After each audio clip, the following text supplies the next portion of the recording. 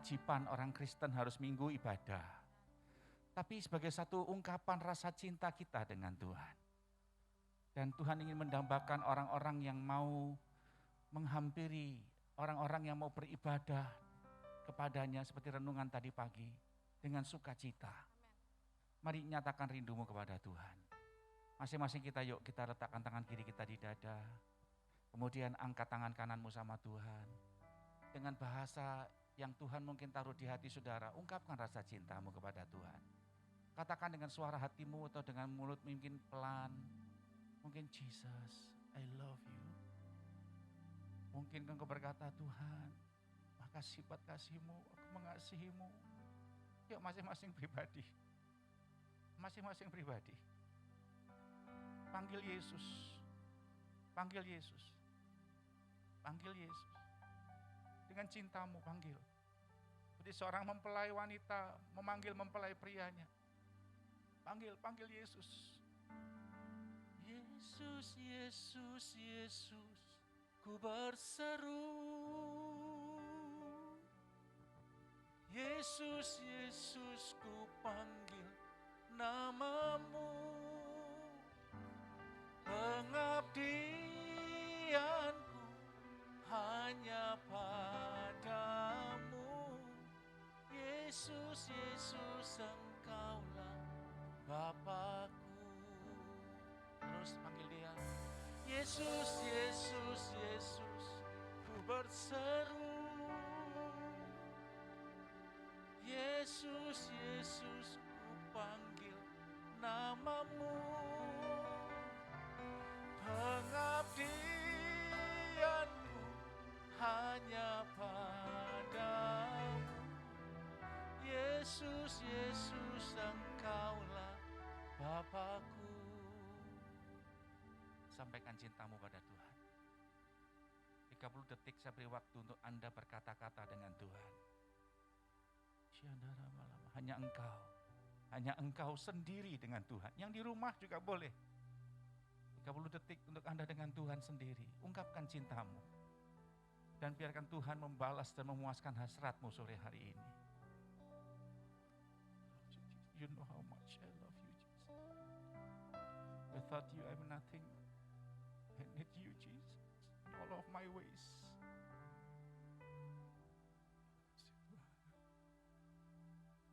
Berkati ibadah kami sore hari ini, Tuhan.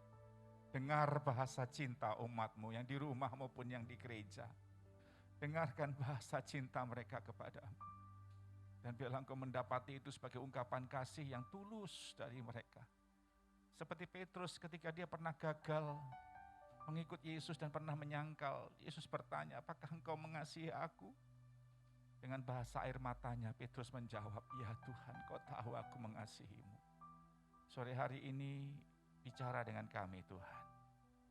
Dari hati ke hati, supaya kami boleh melihat surat cinta-Mu dibukakan bagi kami. Dalam nama Tuhan Yesus, kami siap dengar surat cinta-Mu Tuhan Yesus. Haleluya. Amin. Silakan jemaat Tuhan duduk dalam hadirat Tuhan. Ya, dengan penuh kasih saya menyapa Shalom Elohim Bapak Ibu. Puji Tuhan, sore hari ini kembali kita bisa mengadakan ibadah perdana di tahun baru ini di sore hari.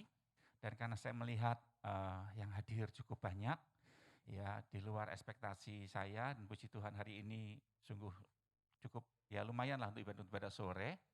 Dan tidak, kalau Anda dipaksakan pindah ibadah pagi, maka ibadah pagi akan berkajal gitu ya. Dan itu mengganggu social distance yang ditetapkan oleh pemerintah. Jadi sore, minggu depan, puji Tuhan, oleh karena kemurahan Tuhan, tetap kita buka. Haleluya. Berikan tepuk tangan dong ibadah sore. Haleluya. Puji Tuhan. Jadi yang di rumah minggu depan, Saudara John juga akan kembali koordinir ya untuk pelayan Tuhannya. Minggu sore tetap ibadah di gereja kita jam 5 sore di tempat ini ya. Kenapa jam 5? Kalau saya pikir jam 6 itu kasihan Bapak Ibu nanggung jamnya. Itu kan jam makan malam, terlambat, gitu segala macam. Nanti saudara ibadah sambil bawa promah lagi, saudara ya. Jadi lebih baik jam 5 sore kita selesai, paling telat 6:30 udah selesai, paling telat itu ya Bapak Ibu ya. Puji Tuhan. Baik, senang sekali saya ingin mengajak Bapak Ibu untuk sebelum menikmati perjamuan kudus. Ini loh surat cinta Tuhan buat kita. Sepanjang minggu ini Tuhan taruh di hati saya tentang bagaimana kita menjadi anak Tuhan yang suka bergaul dengan Tuhan. Ya, hari-hari ini saudara akan melihat bagaimana saudara punya teman bergaul. Dan coba Anda perhatikan, ketika Anda suka sama seseorang, Anda bergaul dengan dia, terlepas tanpa ingin mendapatkan sesuatu, memanfaatkan orang itu karena sebatas pergaulan, maka saudara akan melihat gayanya orang itu bisa turun ke saudara. Gayanya bisnis, gayanya dia mungkin berumah tangga. Ketika saya bergaul dengan seorang suami yang mungkin romantis dengan istrinya, mau nggak mau saya bisa belajar romantis seperti dia. Ketika saya bergaul dengan orang yang murah hati, suka memberi, saya mau nggak mau bisa belajar. Ketika saya bergaul karib dengan dia, saya melihat sesuatu itu bisa transfer ke saya. Dan itu terjadi dalam hidup kita, Bapak Ibu. Itu yang ingin Tuhan harapkan sebetulnya, bahwa Roh Kudus itu adalah satu pribadi yang real. Yang saya mau bilang bagi Bapak Ibu, Alkitab katakan dia bukan jauh dari saudara. Alkitab bilang dia di dalam hati kita, itu Roh Kudus. Mana ayatnya Pak? Galatia pasal yang keempat, ayat yang kelima dan 6 dan 7. Roh Kudus itu ditaruh Allah di dalam diri kita, itulah Roh Kristus Bapak Ibu. Dan dia di dalam diri kita bukan untuk jadi patung atau jadi tamu, tidak. Dia pengen ngajak saudara untuk mengerti arti bagaimana sebuah pergaulan. Nah, mari kita lihat lebih jauh, saya akan ambil sedikit saja, karena ada bahan yang lain yang mau saya sharingkan dengan Bapak Ibu sebagai surat cintanya Tuhan. Bagaimana sih Pak bergaul dengan Tuhan itu, ya, secara sekilas. Coba buka bersama dengan saya Kejadian pasal yang kelima. Kejadian pasal yang kelima, kita akan baca ayat yang ke-22 dan 24. Kejadian 5 ayat 22 dan 24. Firman Tuhan berkata begini. Dan Henokh hidup bergaul dengan Allah selama 300 tahun lagi. Setelah itu, ya, ia memperanakkan Metusalah dan ia memperanakkan anak-anak lelaki dan perempuan. Ayat 24. Dan Henokh hidup bergaul dengan Allah. Lalu ia tidak ada lagi sebab ia diangkat oleh Allah. Henokh ini arti namanya bagus, artinya dedicated. Anak yang didedikasikan, anak yang dipersembahkan. Dan menarik sekali, ini adalah orang Henokh ini lahir dari generasi ke-7 Bapak Ibu, dari zaman Adam. Dia generasi ke-7. Dan yang menarik sekali Bapak Ibu, saking dekatnya dia dengan Tuhan, sampai dia enggak mengalami yang namanya kematian fisik. Dia diangkat oleh Tuhan, bahkan dia mengalami pengangkatan yang menurut saya kita belum mengalami. Henokh sudah alami duluan. Ada 2 orang yang diangkat, ya, hidup-hidup oleh Tuhan, enggak pada kematian. Henokh dan satu lagi siapa, ada yang tahu? Siapa? Ayo. Hah? Elia, benar. Oh, itu kita belum naik kereta api, Elia udah naik kereta api, saudara. Kereta berapi maksudnya, dia naik ke surga. Dan yang membuat saya tertarik di sini gini, bukan soal bagaimana Tuhan mengangkat Henokh, enggak saudara. Tapi lihat bagaimana dia bergaul dengan Tuhan. Kata bergaul di sini dalam bahasa Ibrani, bahasa asli Perjanjian Lama, itu adalah menggunakan kata halach. Halach itu adalah suatu kata yang dipakai untuk menegaskan kepada saudara bagaimana sih kita itu berjalan. Berjalan bersama, itu kata halak Bapak Ibu. Jadi kalau Anda lihat dalam terjemahan bahasa Inggris, itu kata bergaul diganti dengan kata walk with God. Jadi dia berjalan bersama dengan Tuhan. Nah, waktu kita berjalan dengan Tuhan itu apa yang menjadi sasaran Tuhan? Mengapa dia Tuhan yang mulia lewat Roh Kudusnya dalam hidup kita mau berjalan bersama dengan saudara dan saya? Apa yang diharapkan? Ternyata begini, bahwa Tuhan pengen mengajak saudara sepanjang kita berjalan dengan dia, kita pengen mengenal dia, dan dia, kalau dia pasti sudah mengenal kita ya, dia pengen kita mengenalin dia. Mengenali apanya? Cara berpikirnya, cara perasaannya, jalan hidupnya. Kita pengen mengenalin dia. Nah, selama saudara nggak bisa mengenali dia, engkau nggak akan pernah bisa mengerti yang disebut dengan jalan pikirannya. Itu makanya dia mengajak Anda bergaul supaya apa? Gaya hidup Tuhan. Godly sense itu namanya, rasa kealahannya itu bisa ada dalam diri kita. Bisa masuk dalam diri saudara. Jadi kelihatan orang yang bergaul dengan Allah dengan tidak itu kelihatan banget. Cara bicaranya, caranya dia bersosmed, caranya dia berumah tangga, caranya dia bekerja. Kelihatan bahwa orang ini bergaul dengan Allah atau enggak gitu Bapak Ibu. Dan itu yang Tuhan ajarkan buat kita. Dan kita mengenalin dia, kita tahu gayanya. Nah, tadi pagi saya kasih ilustrasi kan. Orang Jawa asli, ya, orang Jawa pedalaman, ya, Boyolali gitu misalnya, dia merantau ke Manado, ya, cari pekerjaan, tidak bisa bahasa Manado, itu perlu pergumulan. Misalnya dia nyari pekerjaan mau jadi pembantu rumah tangga nih, dia pergi ke rumah orang Manado, Sugeng Sonten, gitu. Orang Manado kan tidak tahu artinya apa Sugeng Sonten itu. Ngana bicara apa dang? Orang tidak mengerti katanya gitu. Ya buka Google Translate. Oh, tanya juga untuk selamat sore. Bikin apa ngana di sini? Bu, aja nyuwun penggawean. Nah, Google Translate bilang mau cari pekerjaan gitu. Ya udah, ngana pergi bekerja sama kita ya. Ngana jadi pembantu rumah tangga kita. Siap? Oh siap, nyonya katanya gitu. Pendeta datang satu sore. Ya, ini pembantu namanya Rina. Rina, orang Bapak Pendeta sudah datang di rumah no. Ngana siap-siap itu kasih Bapak Pendeta siram air panas ya. Hah? Kenapa nyonya? Ngana kasih Bapak Pendeta itu siram air panas. Hah? Serius nyonya? Saestu nyonya? Ngana ini bilang kada percaya. Siram air Bapak Pendeta air panas jo. Sudah jangan bicara. Ya betul, sudah lama. Sudah, Rina, sampun nyonya. Sampun melepuh katanya. Sampun melayu Bapak Pendetanya melayu katanya. Loh, ngana bikin apa dong? Loh, tadi katanya nyonya suruh siram air panas. Udah saya siram air panas. Ya ampun, ngana jangan begitu dah ngododo pasti gitu saudara. Siram air panas itu ngana kasih air minum, itu maksudnya. Anda percaya coba Anda bertemu namanya Pak Geri, disiram air panas saudara. Siram air panas itu orang Manado itu disiapkan minuman panas. Itu bahasanya. Nah kalau karena tidak mengenal budaya, ya kita akan bisa salah ngerti. Nah kita ini seringkali berjalan dengan Tuhan sering salah ngerti. Kenapa? Karena kita nggak mengenal dia. Selama kita menjadi orang Kristen, kita bergaul dengan dunia, jujurlah saudara. Pola gaya bekerja orang dunia ada dalam hidup kita. Gaya berumah tangga kita ada dalam hidup kita. Kita ngelihat pendahulu-pendahulu kita. Oh caranya bersuami, caranya beristri kayak begitu. Oh caranya dia bekerja, caranya dia sekolah, caranya dia pacaran kayak gitu. Itu transfer sama kita. Nah waktu Roh Kudus ditaruh dalam diri kita, kita berkata begini, kita berjalan bersama dengan dia.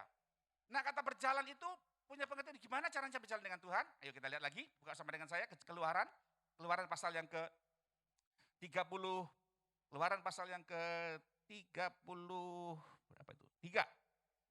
Ya, ayat yang ke-14. Nah ini waktu kita berjalan dengan dia, caranya dia mengajak kita mengenalin dia itu seperti ini. Lalu ia berfirman, I'm alone, aku sendiri, hendak membimbing engkau dan memberikan ketentraman kepadamu. Jadi sebetulnya waktu Allah ngajak kita berjalan bersama dengan dia mau membimbing kita. Nah yang menarik sastra Ibraninya begini Bapak Ibu.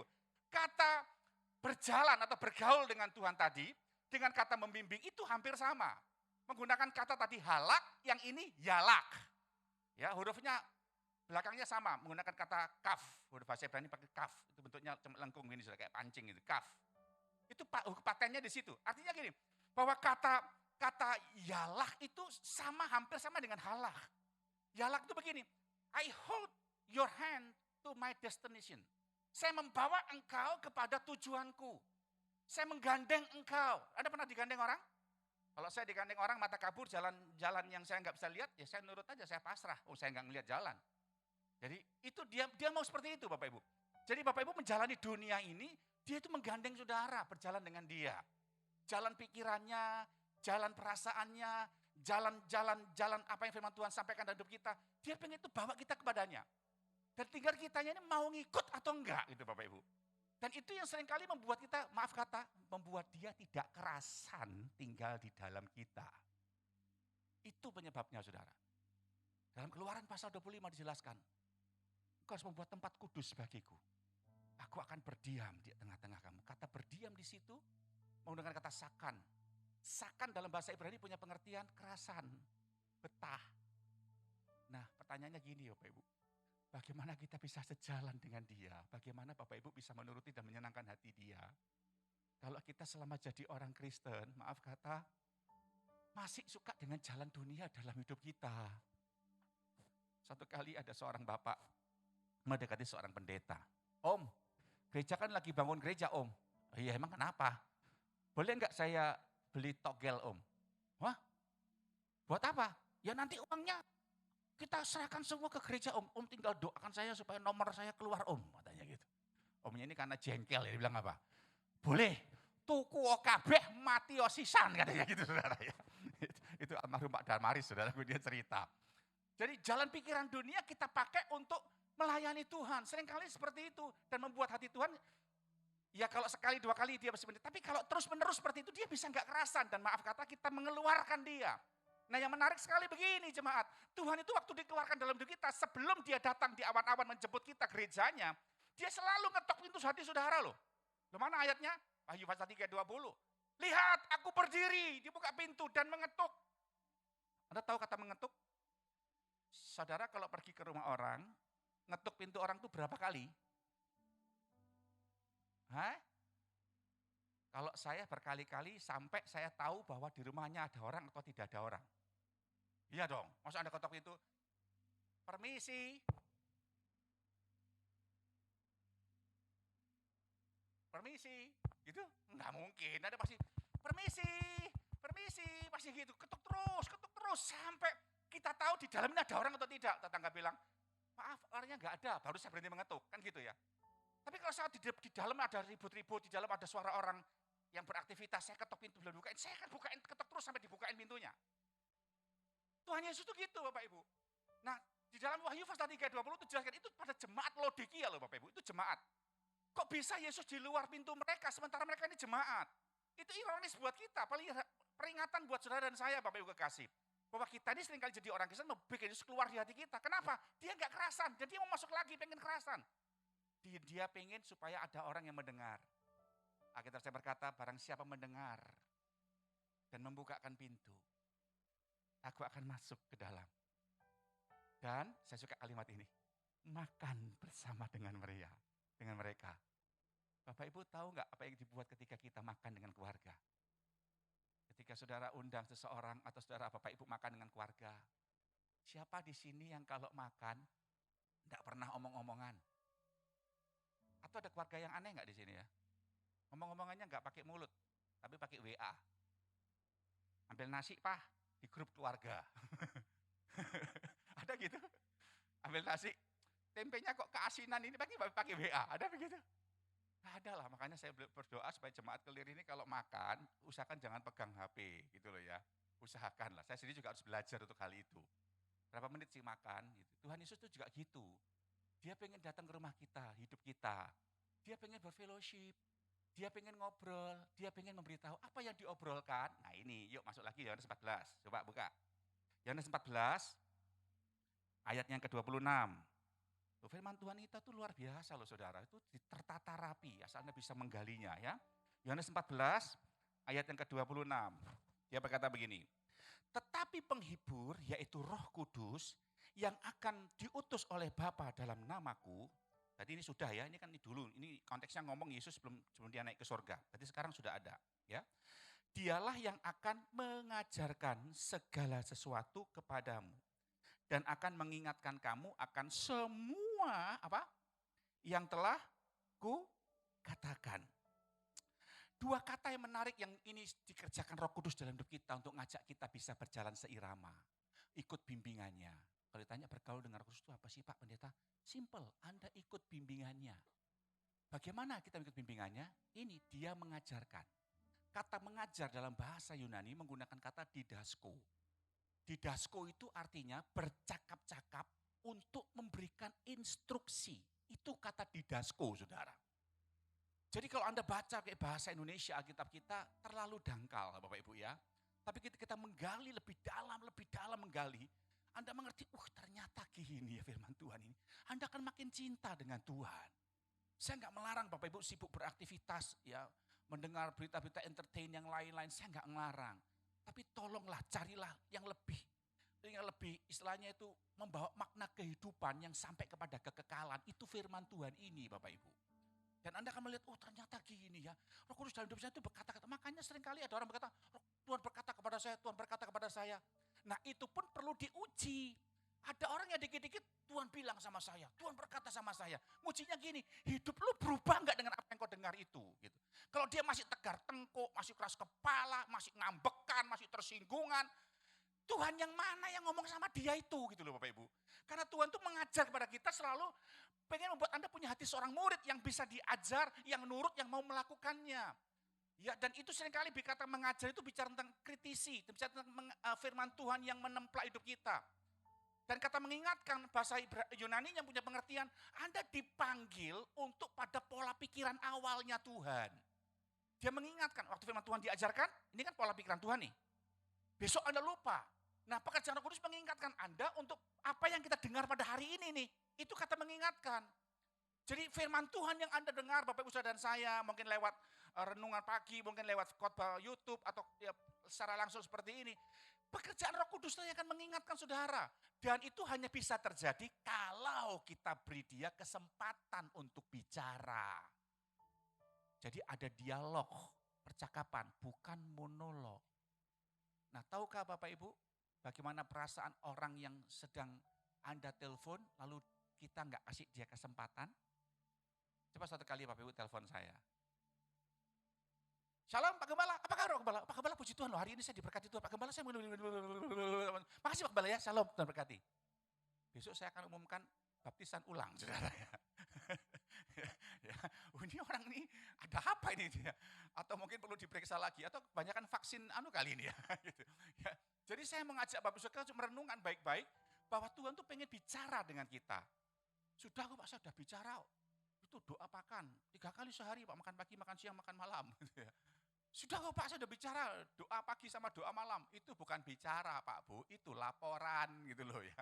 Dan Tuhan pengen ngajar buat kita untuk bisa berkata, kalau orang Amerika bilang doa makan itu bukan berdoa, sudah, tapi say grace. Ayo say grace yuk, mengucap syukur. Mengucap syukur itu bisa satu arah. Tapi kalau yang namanya doa, itu selalu dalam bahasa Yunani menggunakan kata deomai, dalam bahasa Yunaninya. Deomai itu percakapan dua arah. Dan itu yang seringkali Tuhan ajarkan. Nah, orang yang suka dengar suara Tuhan, itu hidupnya berubah. Itu simple. Saya aja nih loh Bapak Ibu, masih ya bisa dibilang dalam petik canggung kalau mau ngomong Tuhan bicara pada saya. Saya sama canggung.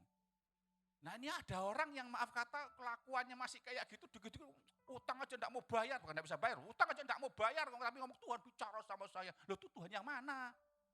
Loh iya enggak Bapak Ibu?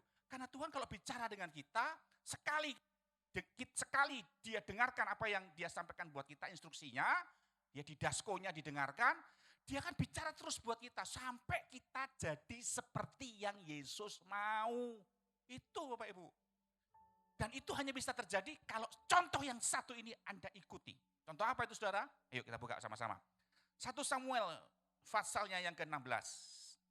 Tuhan tuh baik loh Bapak Ibu. Ya tadi pulang gereja, saya sedikit, saya belajar, itu kaki saya sakitnya minta ampun, yang kanan ini. Tidak tahu tiba-tiba kenapa di persendiannya tiba-tiba kumat sakit, ya sudah lama tidak sakit, ini saya sambil nahan sakit ini, tapi tidak seberapa. Dan kemudian saya tiba-tiba, Tuhan saya tak istirahat ya Tuhan, saya tidak kuat itu, mohon izin Tuhan ya gitu. Kayak Pak Nubuat juga bilang mohon izin Tuh Kudus saya mohon ini. Tuhan bilang aman-aman tidur aja, aman-aman.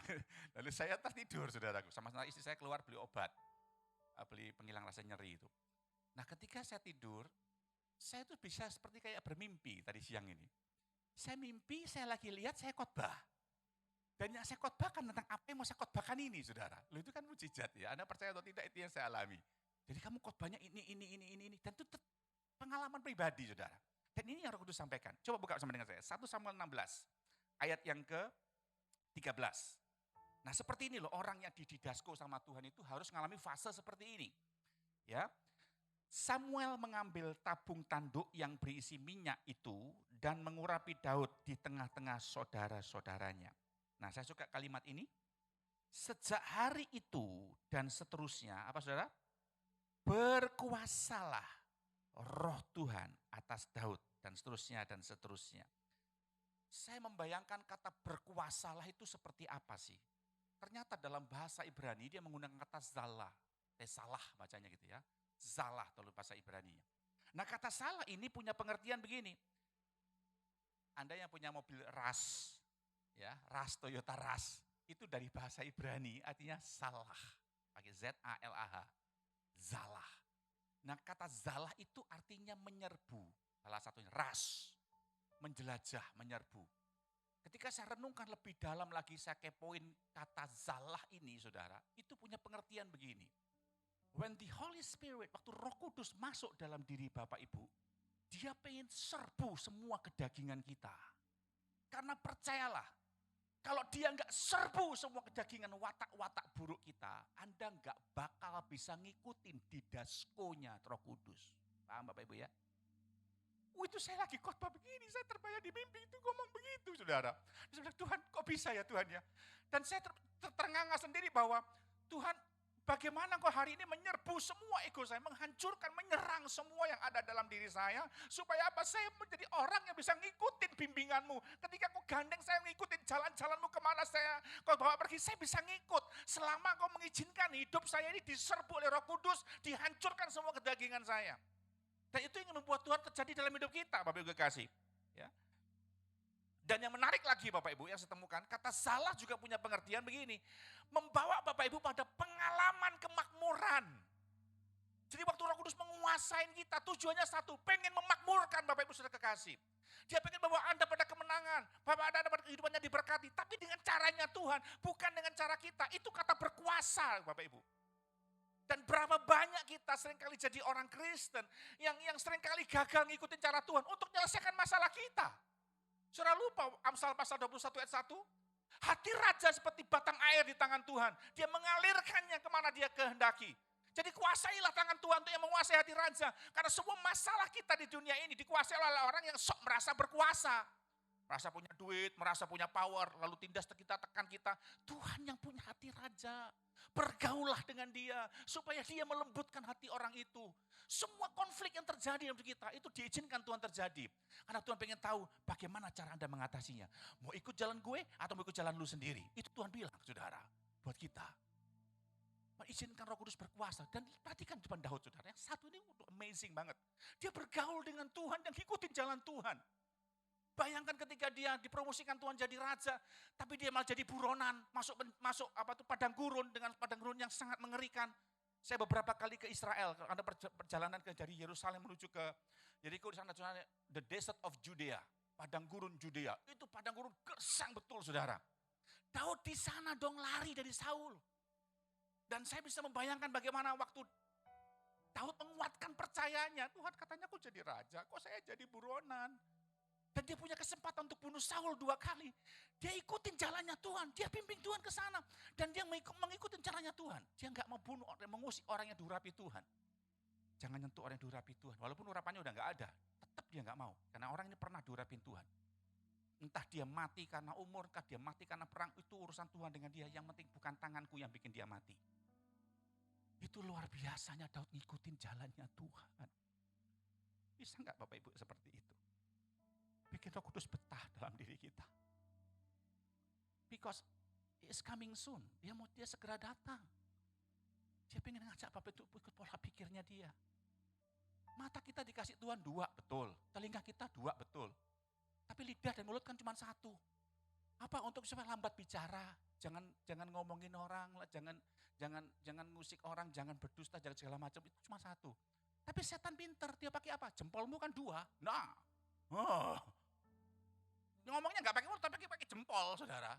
Kalau status lah, nyindir lah, apa segala macam. Itu kan cara yang dipakai, kita harus ngerti jalannya Tuhan, saudara. Perhatikan seperti itu. Supaya kita bisa belajar Tuhan, kapan saya bisa menyenangkan Tuhan. Kapan saya bisa menjadi pribadi yang membuat hati Tuhan gembira. Seperti Daud. Perhatikan yang Tuhan selalu bawa dalam kita. Yang terakhir saya mau bilang ini. Selalu berurusan dengan jalan. Ketika Anda bergaul dengan Tuhan, yang dia merubah adalah jalan. Jalan itu bicara tentang apa sih? Dia sedang mau bicara tentang gaya hidup kita, pola hidup kita. Dia sedang bicara tentang yang namanya bagaimana mentalitas kita. Itu selalu berhubungan dengan jalan. Jalan pikiran saudara, sudah salah dengan pikirannya Tuhan enggak? Jalan bisnis saudara dengan jalan Tuhan enggak? Jalan Anda berumah tangga, semua dengan Tuhan. Dan perhatikan cara dia membawa kita pada jalannya. Ayat terakhir. Coba buka dalam Amsal. Ini tiba-tiba Tuhan ingatkan saya tadi waktu saya tidur, saudara ya. Wow, luar biasa Tuhan ini. Coba Amsal pasal yang ke-30. Semuanya selalu berbicara tentang jalan. Anda dibimbing Tuhan, Anda bergaul dengan Tuhan, selalu berurusan dengan jalan. Jalan hidup kita, dia pengen rubah. Seperti ini. Lihat, Amsal pasal 30 ayat yang ke-18. Firman Tuhan berkata begini. Ada 3 hal yang mengherankan aku, bahkan ada 4 hal yang tidak ku mengerti. Perhatikan ini. 1, jalan Raja Wali di udara. 2, jalan ular di atas cadas. 3, jalan kapal di tengah-tengah laut. 4, dan jalan seorang laki-laki dengan seorang gadis. Wow, Roh Kudus waktu ingatkan ini buat saya. Saya pernah khotbahkan ini berapa tahun yang lalu, saya lupa saudara ya. Tapi saya pernah khotbahkan ini secara detail tentang jalan ini. Ini bicara tentang gaya hidup kita setiap hari. Jalan Raja Wali di udara, loh Bapak Ibu lihat baik-baik, hidup kita ini setiap hari kan punya ada tantangan. Raja Wali jalan hidupnya waktu menghadapi tantangan, dia tunjukkan sama kita Bapak Ibu, dia tetap tenang. Jalan hidup kita harus ikut itu, bagaimana Tuhan membawa kita tenang di tengah badai. Coba Anda perhatikan ketika Yesus dengan murid-muridnya, yang mau diajarkan adalah bagaimana jalan hidupmu berbeda dengan sekarang ini ketika kamu ikut saya. Dan itu butuh rasa percaya. Jalan Raja Wali bisa tenang karena dia percaya akan penciptanya. Jalan ular di atas cadas itu bicara tentang apa? Gaya hidup kita harus mengalami metamorfosis. Ular di cadas itu ngapain? Dia ganti kulit Pak Bu. Karena pada waktu dia ganti kulit, dia pada posisi yang sangat lemah. Dia butuh tempat yang sangat aman, yang susah dijangkau oleh binatang lain yang akan memangsa dia. Itu makanya pada waktu dia lemah, dia berusaha untuk menggantikan hidupnya. Kulitnya sampai tunggu kulit yang baru. Dan bukankah kita juga mengalami manusia lama ganti dengan manusia baru? Dan Anda butuh tempat yang aman. Siapa? Yesus bagi batu karang. Supaya di dalamnya Anda bisa mengalami perubahan yang luar biasa. Cara berkata-kata kita berbeda, cara berumah tangga kita berbeda, cara berpacaran kita berbeda, cara kita berbisnis berbeda. Ikut polanya Yesus, ikut jalannya Yesus. Itu manusia baru Bapak Ibu. Jalan kapal di atas cadas, itu bicara tentang apa? Kita punya tujuan hidup. Di kapal itu Bapak Ibu tengah laut, siapa sih yang pernah naik kapal? Surabaya, Arif sering ya Mas Arif. Surabaya, Balikpapan naik kapal saudaraku. Ya, Anda kalau naik kapal, percayalah kata saya, di tengah laut tidak ada rambu-rambu lalu lintas. Surabaya 50 kilo, sana Palangkaraya, enggak ada gitu saudara. Ya, tapi kapal itu bisa sampai tujuan loh saudara. Walaupun semuanya air melulu, kapal itu sampai tujuan. Itu gambar hidup kita. Anda di dunia ini mau kemana? Raihlah tujuan, aku berlari-lari mencapai tujuan, aku lupakan apa yang di belakangku dan mengarahkan diri dengan apa di depanku. Itu kata Rasul Paulus. Dan mari kita lupakan masa lalu. Saya mungkin masa lalu saya bisa punya salah, punya masa lalu yang kelam, saya mungkin pemabuk, penjudi, pejinah lah, segala macam. Tuhan gak peduli dengan masa lalu saudara. Yang penting adalah sekarang dan masa depan saudara. Mau di dalam Yesus enggak? Mau berubah enggak? Ketika engkau berubah, Tuhan sayang sama kita. Dia betah tinggal dalam diri kita. Baru kau dibawa pada fase seorang pria atau seorang gadis bicara dengan seorang laki-laki. Saya perhatikan Tuhan, kenapa kau bukan tulis jalan suami dengan istri? Dia bilang jalan seorang gadis dengan seorang pria. Itu masa pacaran yang seringkali berbeda dengan masa pernikahan. Coba kita pacaran, gandengan kan pacarnya kemana-mana digandeng. Begitu udah menikah punya anak 10 selusin. Bu, mana suaminya? Di depan sana, tinggalan saya. Ya kan seringkali terjadi begitu. Nah, makanya saya belajar ketika saya menikah untuk pacaran. Bawa suasana pacaran dalam pernikahan, itu yang betul. Dan itu bicara tentang apa? Kasih kita dengan Tuhan. Dulu waktu pertama kali kenal Tuhan, besok subuh jam 3 saya bangun doa Tuhan. Untuk mencari Engkau, gitu kan. Seminggu, 2 minggu, oke lah. Ketiga, Tuhan masih ngantuk Tuhan, bantal guling masih dingin. Jam 5 ya Tuhan. Ya enggak apa-apa Tuhan. Besok seminggu bisa jam 5. Besoknya lagi Tuhan masih ngantuk bantal guling. Bablas sampai jam 11 baru bangun saudara. Tuhan cinta saya kepadamu. Gereja belum buka. Saya akan bantu Mas Arif ngepel gereja. Wah kasih mula-mula. Gitu. Begitu jalan sebulan, 2 bulan. Nama ikut Tuhan. Mulai. Jangankan ngepel gereja, datang gereja aja telat mau khotbah baru datang. Sorry loh ya ini contoh saja saudaraku. Dan itu bagian Tuhan ajarkan buat kita. Kasih cinta kita. Makanya saya bilang ayo kita ibadah. Ungkapkan cintamu dengan Tuhan. Anda berapa lama ikut Tuhan? Cinta kita sama dia pudar enggak? Anda ke gereja karena cinta atau karena kewajiban? Beda loh. Pembantu nyediain kopi buat tuannya dengan istrinya nyediain kopi buat suaminya, sama-sama kopi, sama-sama ibadah, ya kita sama. Tapi dasarnya beda, itu rasanya lain loh saudara. Yang terima itu lain. Kalau istrinya nyediain kopi, apalagi janji jiwa, di bapak suaminya ini, waduh dia minum dulu karena cinta kok diberikan. Itu rasanya beda. Dibandingkan dengan, ini tadi ada hashtagnya ya, ada kodenya ya. Enggak saudara ya. Bagaimana Tuhan ngajarin kita untuk kita bisa belajar Tuhan. Aku melakukan semuanya karena saya cinta dengan Tuhan. Bukan karena kebutuhan, bukan juga karena kewajiban. Saya mencintai Tuhan. Yesus mati di kayu salib. Bukan karena ikut kewajiban Bapaknya kamu kujadikan manusia untuk kamu mati. Enggak. Karena dia cinta Bapaknya. Dia melakukan pekerjaan Bapaknya. Karena cinta Bapaknya. Karena Yesus sudah mati, naik ke surga. Dan rohnya ada di dalam diri kita. Belajar yuk bikin Roh Kudus betah dalam diri kita. Dengan apa? Cinta. Jalan hidupmu akan berbeda.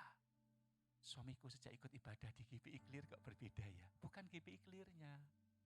Anda diingatkan pada peranan bergaul dengan Roh Kudus. Supaya hidup Anda berubah. Haleluya. Ayo kita berdiri bersama-sama di hadapan Tuhan. Saya undang penlayan perjamuan kudus untuk maju ke depan. Sebelum Pak Ibu menikmati perjamuan kudus, yang di rumah kalau mau ikut perjamuan kudus lagi boleh. Siapkan roti, siapkan mungkin kalau enggak semuanya anggur, boleh pakai teh, boleh pakai sirup, boleh pakai air putih, enggak masalah. Bukan soal wujudnya, tapi esensinya.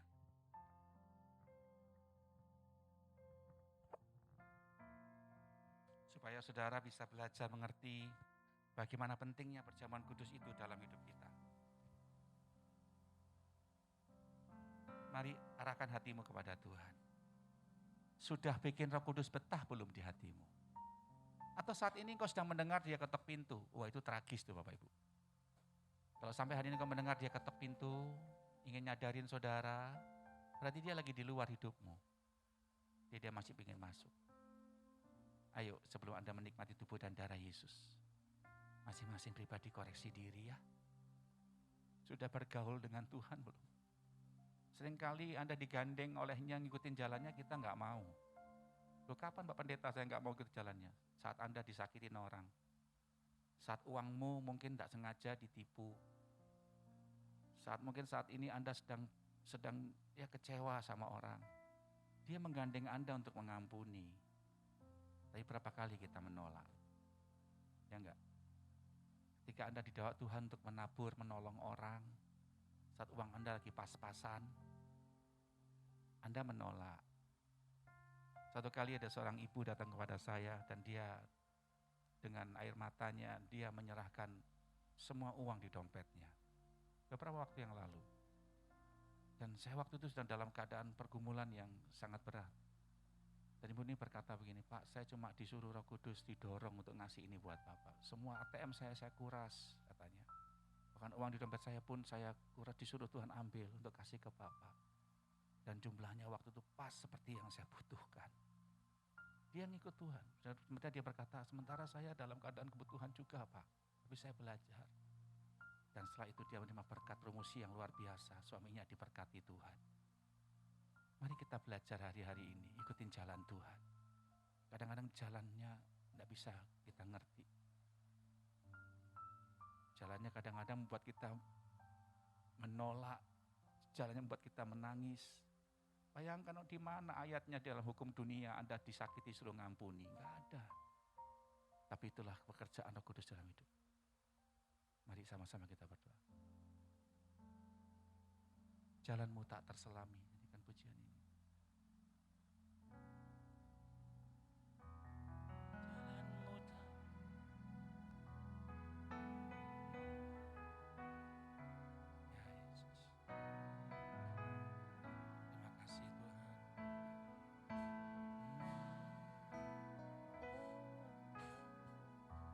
Jalanmu tak terselami oleh setiap hati kami.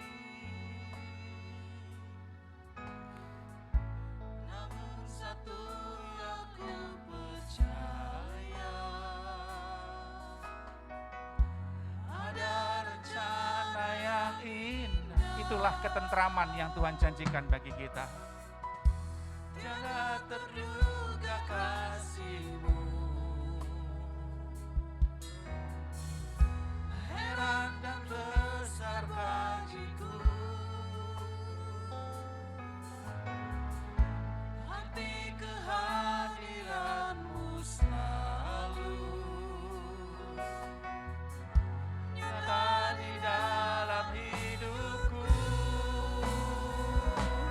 Penyertaan-Mu sempurna rancanganmu penuh damai, ada dan sejahtera, walau di tengah badai, ingin ku selalu bersama, rasakan keindahan, arti kehadiranmu, penyertaanmu sempurna,